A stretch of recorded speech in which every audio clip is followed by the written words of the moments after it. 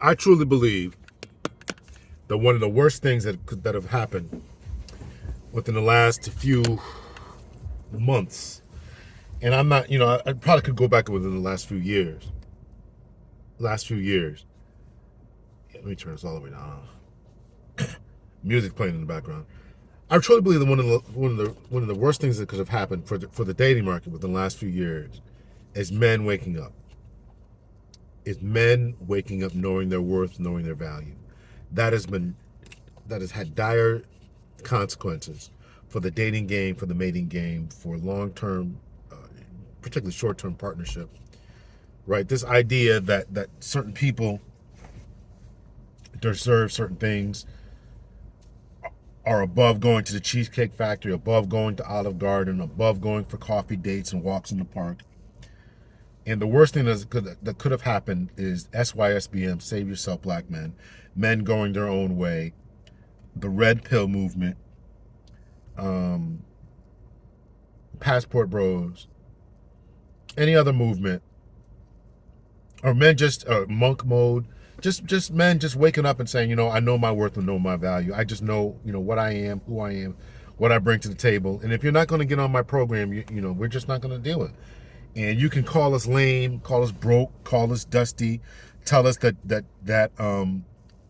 you'd rather date men in jail, compromised men. You'd rather be single than date a guy, or go 50-50. The worst thing that could have happened is men just saying, okay, whatever.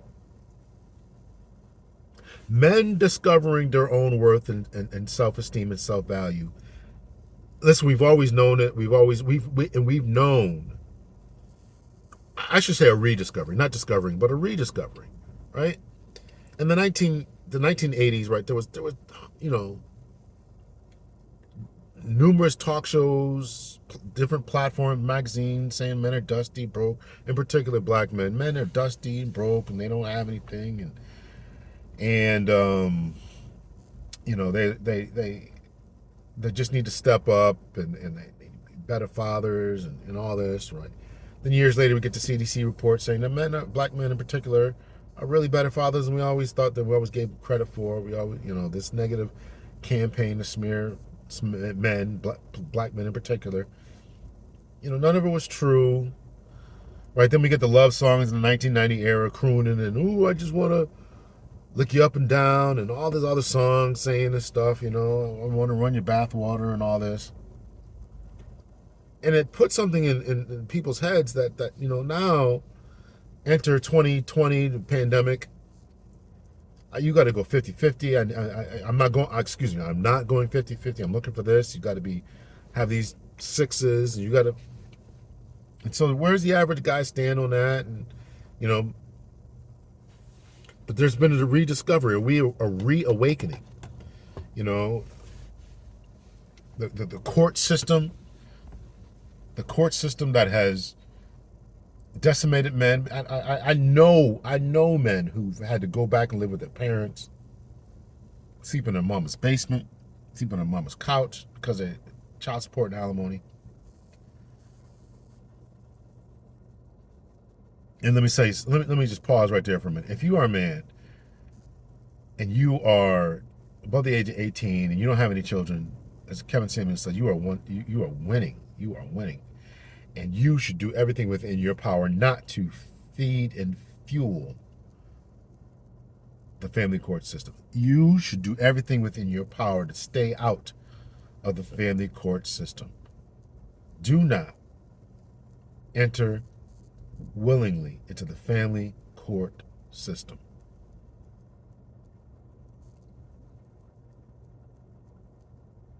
I'm the man who's married twice. I regret both of my,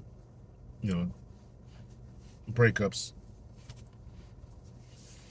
And my involvement in the family court system was very, very minuscule. But you must, at all costs, avoid that system. I don't know what to tell you. Maybe go overseas, start a family. But this Western system of family court, It is not geared towards men. It is not geared towards men. Do not do it. So let that be a reawakening for you. Do not enter into that system. I could go on. And this, I'm not speaking from a place of scorn, because I wasn't burned that badly by it. But I'm telling you to stay away from it. I know people just ruined by it. So, but men discovering your worth, rediscovering your worth. This whole and the new movement now of soft guy era, I'm all for it. The satire, and rest assured it is satire, of men giving back the energy that was given to them. If ladies before first dates needed cash apps, and before they needed, some kind of type of qualifying measure to ensure that you had some type of financial stability, or whatever, right? They didn't want to go to Cheesecake Factory. They weren't doing coffee dates. You got to takes out time out my schedule. You got to send me some money for me and my kids and my babysitter, and send me an Uber, and you pay for my hair treatments. And our men are saying, well, listen, I need the same thing. I need you to get out the car when the gas needs to be pumped.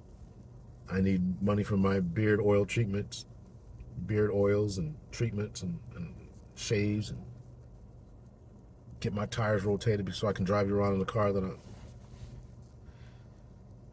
I'm all, listen, I understand the satire, but what has happened, this behemoth that has been developed within the last few years has just been ridiculous. But men rediscovering their wealth, rediscovering their worth, rediscovering is really just fantastic to me. And I did a couple of videos on my other channel, Big L PhD, talking about, how come nobody's ever told us this, and what's going on, and this, that, and the other. But men rediscovering their worth, to me, it's just been worth it. To me, it's just been worth it. And I hope that it continues to go on and on and on and on. So I really hope that it continues, and that we can really break this vicious cycle. I'm not for the war. I'm really not for the war. But what's going on in the sense of entitlement. There's a LinkedIn. I wrote a couple articles for a Medium. I came across this other one that I'm going to respond to. I'm thinking I'm going to respond to on Medium. This entitlement. This lady on LinkedIn, about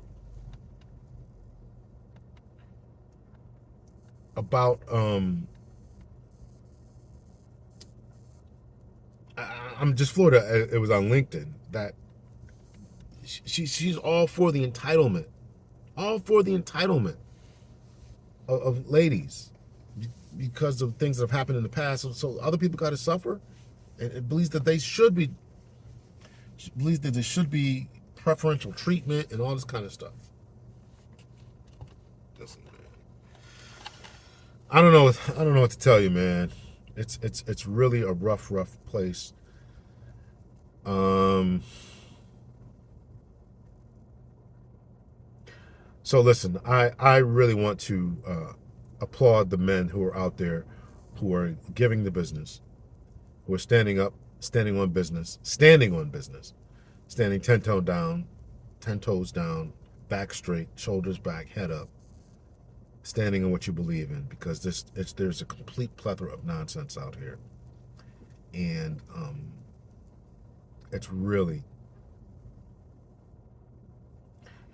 Let me also talk about the gaslighting here, man, because there are people out there who are trying to tell you that this isn't going on, for you not to stay in tune with these types of things. And I get that to a certain level. Stay out of this way of thinking. You're watching too much information. You're watching the wrong information. You're right. You're feeding your brain, and I get that. That there is some legitimacy to that, right? Social media can be both a positive and a negative. It can be both constructive and destructive at the same time. Totally acknowledge that. So you really have to be very, very mindful of what you're digging into. But when you find something that's precious to you, you should hold on to it as if it were a gem. And when you find nuggets of gold and nuggets of information, you should really adhere to it and really embrace it, and then place it close to your heart, and then try to live by those principles. I absolutely believe that. So don't let anyone try to talk you out of thinking rationally and clearly. And that has happened to me very, very recently, where someone is trying to say, you know, this, that, and the other. And you have to stand on your principles. Because why? Because I know my worth. Because I know what I'm saying, because I know what I want, and because I know where I'm going, and I know what it's going to take to get there. And if you are trying to dissuade me from that, there's a purpose that you're trying to dissuade me. Either you see something that's very destructive for me, which I need to acknowledge, maybe try to take a rational look at this, or because you don't really want me to know my worth and my value. And in this case, I really think it's the second. I really think that this person doesn't want me to know my worth and my value. And you have to make tough decisions. As Thanos said, the famous Thanos, if the hardest choices require the strongest wills. And that is where I'm gonna leave this off at, right? The hardest choices require the strongest will. We're in this soft guy era, and you know I feel bad about the mating and dating market. I feel bad about it, but you have to do what's best for you. You have to know your worth, develop your worth, become worthy, license, certifications, etc., education, become worthy, and then rediscover that worth and understand that it has intrinsic value.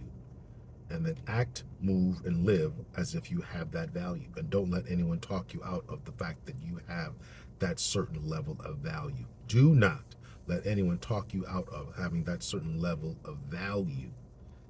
Do not let anyone talk you out of having that certain level of value. I'll leave it off right there. Much love and peace, everyone.